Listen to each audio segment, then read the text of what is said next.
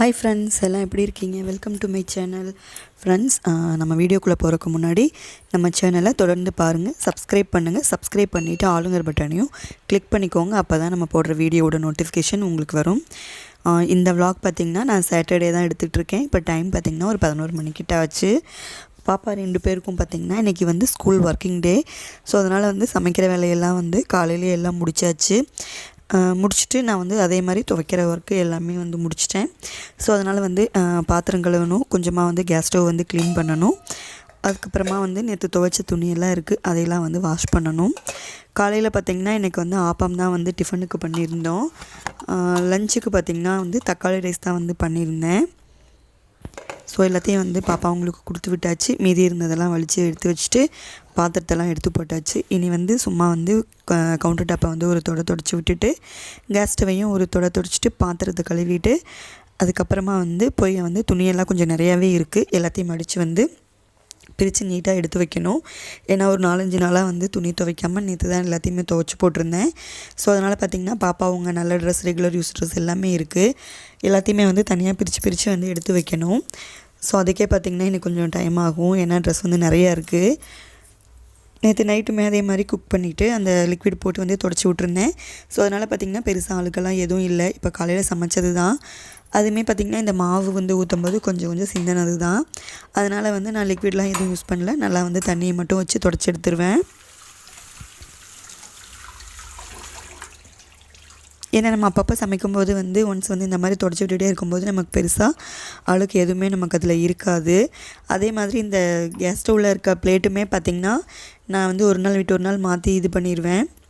அதனால் அதுலேயும் வந்து நமக்கு வந்து அவ்வளோவா கரை எதுவும் இருக்காது. இதையில் சும்மா வந்து தண்ணியை தொட்டு தொடச்சாவே போயிடும், மாவு கரை தான்.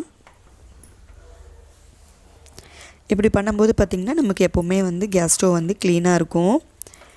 ஒவ்வொரு டைம் சமைக்கும்போதும் ஒரு வந்து தொடச்சி விட்டுட்டா போதும், நமக்கு வந்து எப்போவுமே க்ளீனாக ஒரே மாதிரி மெயின்டைன் பண்ணலாம் கேஸ் ஸ்டவ்வை பார்த்திங்கன்னா.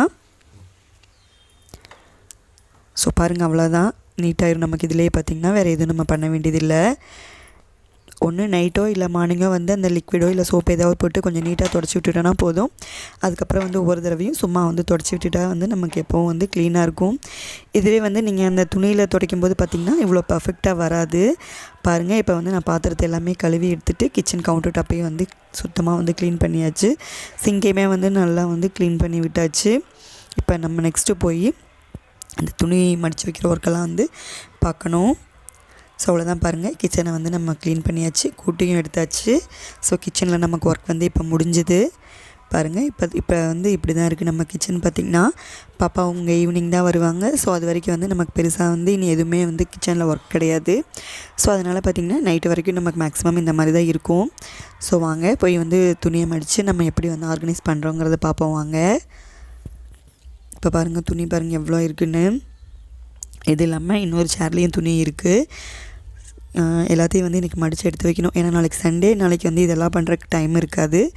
அதனால் வந்து இன்றைக்கே வந்து க்ளீனாக இது எல்லாத்தையும் வேலையை முடிச்சிட்டோன்னா நாளைக்கு கொஞ்சம் ஃப்ரீயாக இருக்கலாம். இப்போ பாருங்கள், நான் சாரீ எல்லாமே வந்து இந்த மாதிரி தான் ஆர்கனைஸ் பண்ணிகிட்ருக்கேன்.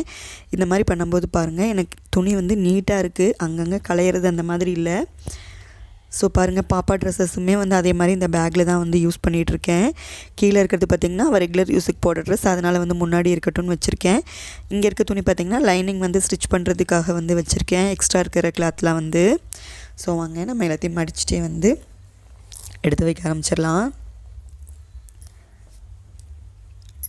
நேற்றே பார்த்திங்கன்னா வந்து எப்போவும் மடிச்சிடுவேன். நேற்று வந்து கொஞ்சம் நிறையாவே துணி இருந்தது, துவைச்சி கொஞ்சம் வந்து டயர்டாக இருந்தது. ஸோ அதனால் வந்து எதுவுமே நான் வந்து மடித்து வைக்கலை. ஸோ பண்ணால் நீட்டாக எல்லாத்தையும் வந்து தனித்தனியாக பிரித்து எடுத்து வைக்கணும், இல்லைனா வந்து கரெக்டாக இருக்காது. அதனால் சரி, இன்றைக்கே இந்த ஒர்க்கை வந்து ஸ்கூலுக்கு அனுப்பிட்டு பார்க்கலான்னு சொல்லி காலையிலே வந்து இந்த ஒர்க்கை வந்து ஸ்டார்ட் பண்ணியாச்சு. இதை முடிச்சிட்டோன்னா நம்ம வந்து கொஞ்சம் டைம் இருக்கும், அப்புறம் நம்ம ரெஸ்ட் எடுக்கலாம், இல்லை நம்ம என்ன வேலை இருக்கோ அதை பார்க்கலாம். அப்படி போட்டோன்னா பாப்பா அவங்க வந்து அதை இதையும் இழுத்து ஒரு மாதிரி வந்து துவைச்ச மாதிரியே இருக்காது. ஸோ அவங்க வரக்குள்ளே இது எல்லாமே வந்து சுத்தம் பண்ணி எடுத்து வச்சிடணும். இந்த துணி எல்லாமே பார்த்திங்கன்னா நேற்று பார்த்திங்கன்னா நான் துவைக்கும்போது நல்லா வெயிலாக இருந்தது. இன்றைக்கி வந்து சுத்தமாக வெயிலே இல்லை. நேற்று வந்து துவைச்சி காய போடவும் சீக்கிரமாக வந்து எடுத்தாச்சு, நல்லா வெயில் அடிக்கவும். இன்றைக்கி பார்த்திங்கன்னா சுத்தமாக மறுபடியும் வந்து பழைய மாதிரி ஒரு மாதிரி சுத்தமாக வெயிலே இல்லை, ஒரு மாதிரி மழை வர மாதிரி தான் இருந்ததுங்க. இப்போ வாங்க நம்ம வந்து இது எல்லாத்தையும் வந்து மடிச்சுட்டு நம்ம எப்படி ஸ்டோர் பண்ணுறேன்னு பாருங்கள். பாப்பா அவங்க ட்ரெஸ்ஸை வந்து நான் இந்த மாதிரி தான் வந்து அடுக்கி வச்சிட்ருக்கேன்.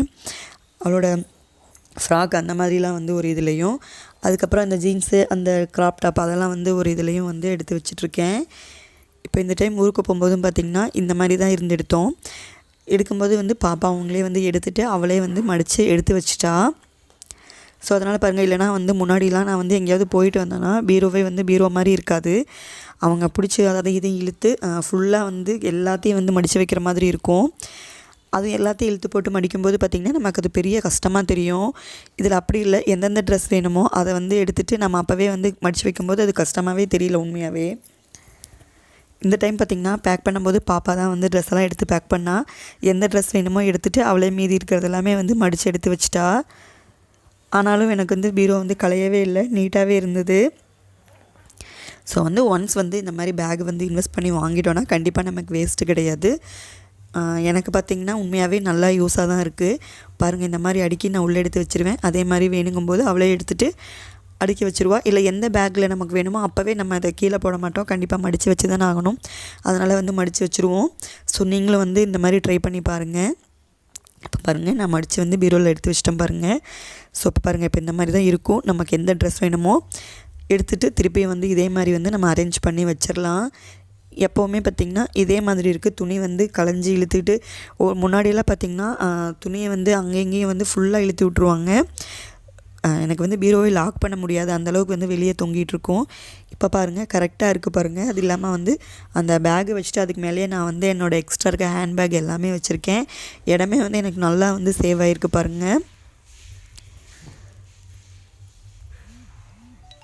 ஸோ அவ்வளோதான் ஃப்ரெண்ட்ஸ், நான் வந்து இந்த ஒர்க்கை வந்து சூப்பராக பண்ணி முடித்தாச்சு.